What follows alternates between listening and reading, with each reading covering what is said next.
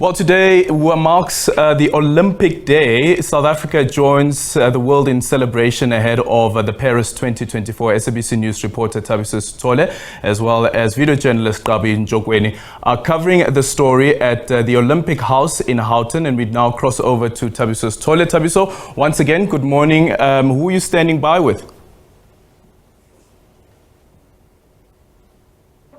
Once again, good morning to our SABC News Channel 4 viewers. As you can see, Olympic House is where we're in Houghton, Johannesburg.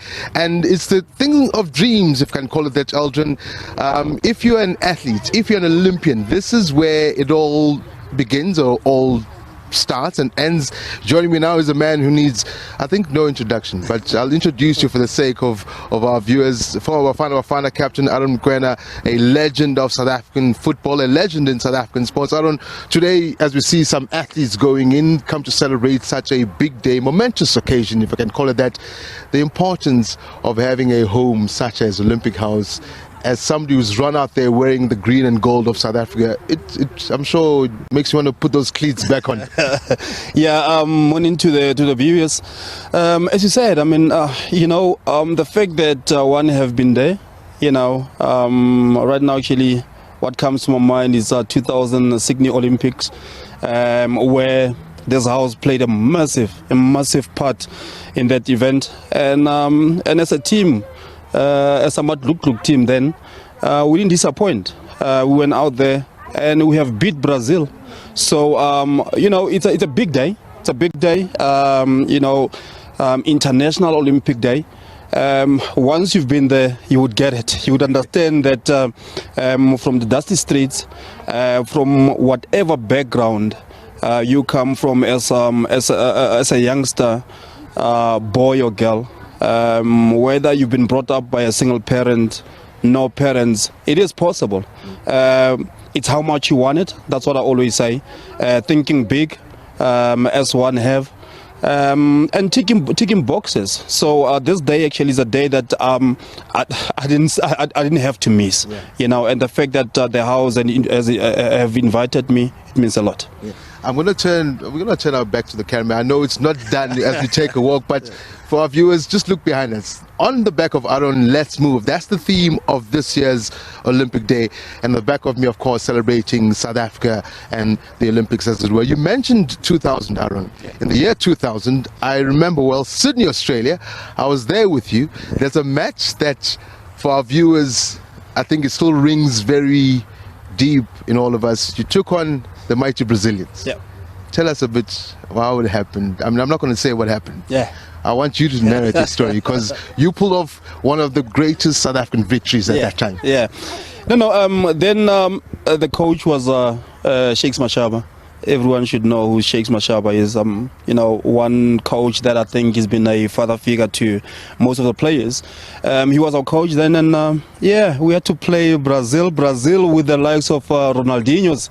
We managed to beat them 3-2. Not an easy game, but we made it easy.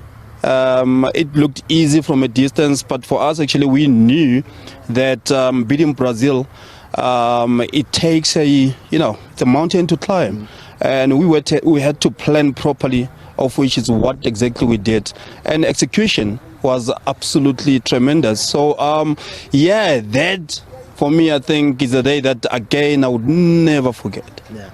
It brings us to history about this and the importance of Olympic Games. I've always said, as an athlete, as having covered you guys with all these events, it's always a toss-up. Do you want a FIFA World Cup or you want an Olympic gold medal? Which one do you think a lot of athletes go through in their heads? Because an Olympic gold medal is a big one. No, it is. That's a tough question. I played in FA Cup finals before. I played in UEFA Cup before. I played in the World Cup. Played in African Cup of Nations. I played in the Olympics. Which medal, it's important? For me, I would say all of them. All of them. Olympics. It's a multi sporting code.